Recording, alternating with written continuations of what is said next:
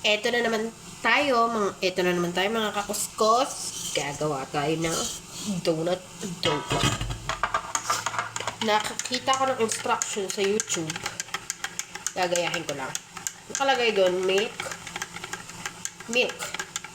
Pero wala akong milk. Kaya, magtunaw na lang ako ng milk powder. Yan. Lagay natin dyan. Tansya lang. Tapos, salt. Konti lang. Pinch of salt.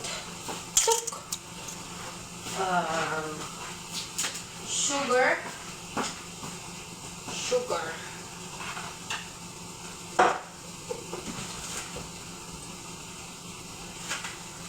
Ganitsa ko lang ito. Put some sugar. And then,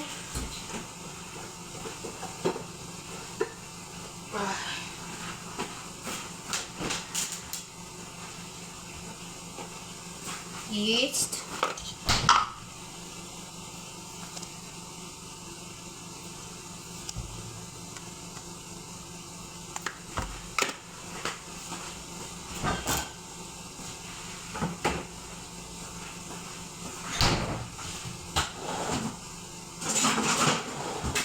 Haluin natin.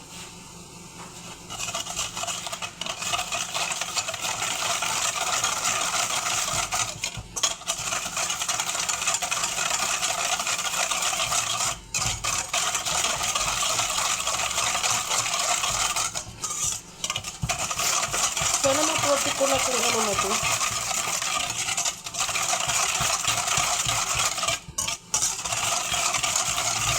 Yeast. Lagyan na natin ang itlog. Isa.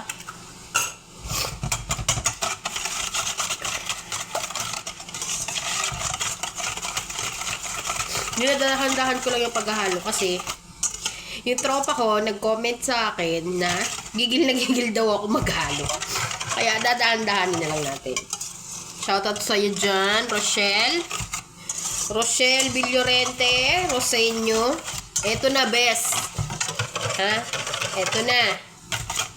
Dinadahan-dahan lang nga ni. Nawin lang natin.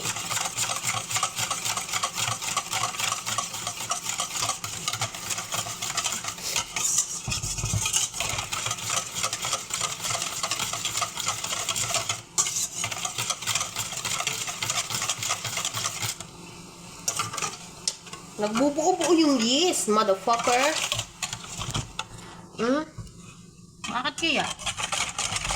Doon sa panood ko na video, tunaw yung yeast eh. Nakakainis naman eh. Isa pa lang eh.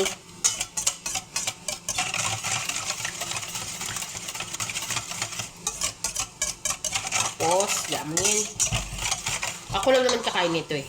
Kaya, iyan mo na.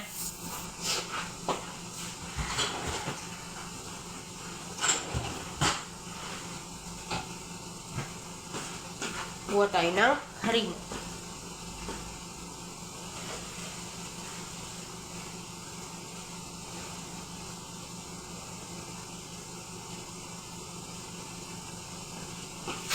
Wala kaming regular na all-purpose dito eh. Ito ginagamit ko ng amo ko sa paggawa niya ng almusal sa amo kong lalaki. So, ito na lang gagamitin natin. Kasi wala akong available dito. 2 scoop siguro. Wait lang.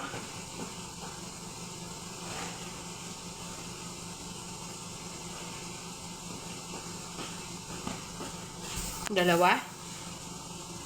Tapos,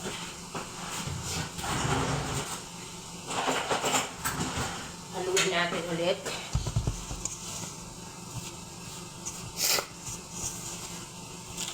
Inshallah, maging okay siya.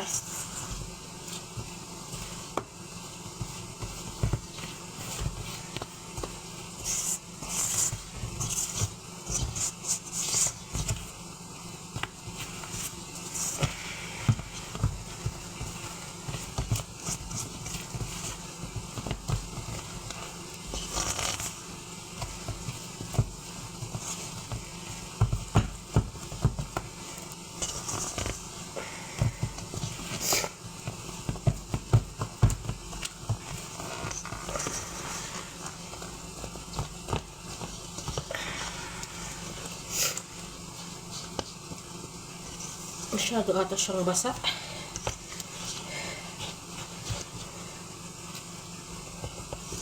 Mahirap talaga yung baking. Kasi kailangan talaga accurate yung ano mo. Yung sukat mo. Kaya lang, I have no choice.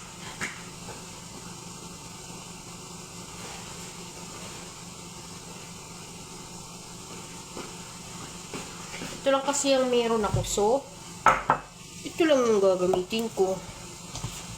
Kakamayin ko na siya. Manalig lang kayo. Malinis yung kamay ko.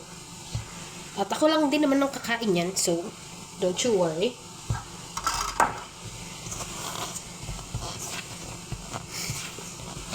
Yan.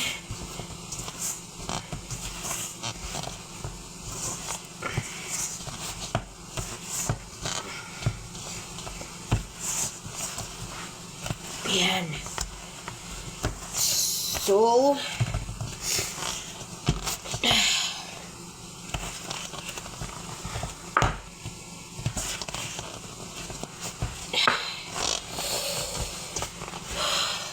ang hirap niya, in fairness.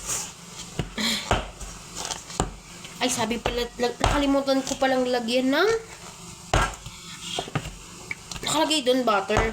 Kaya lang, wala akong butter. Mantika na lang. Lagyan natin ng mantika. Tansya lang din.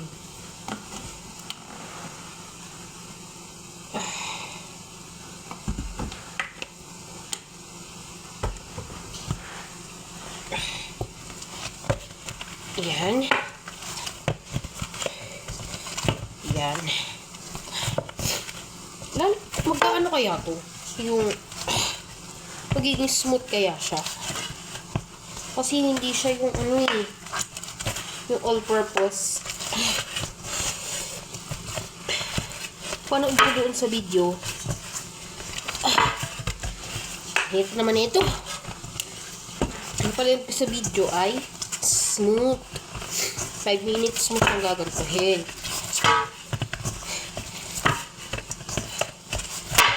Yan.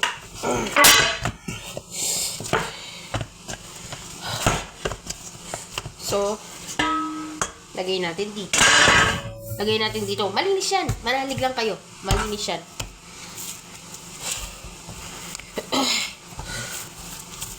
Gaganto-ganto daw eh. Kita ko doon sa video. Hanggang maging smooth ang kanyang texture. Tagal ko na itong gustong lutuin. Pero dahil wala sila, ito na ang pagkakataon natin para maluto ang oh my God.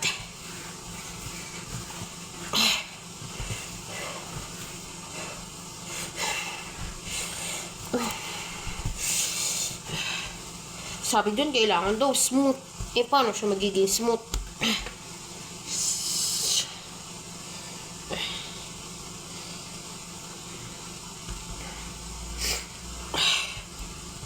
Okay na siguro to.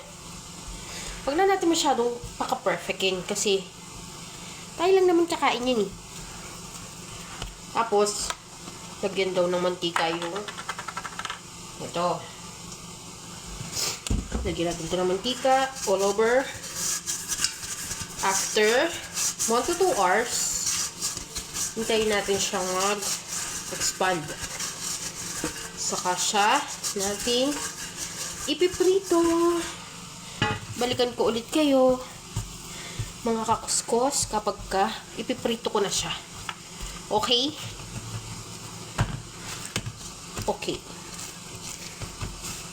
Inshallah, maging okay siya. Balikan ko kayo.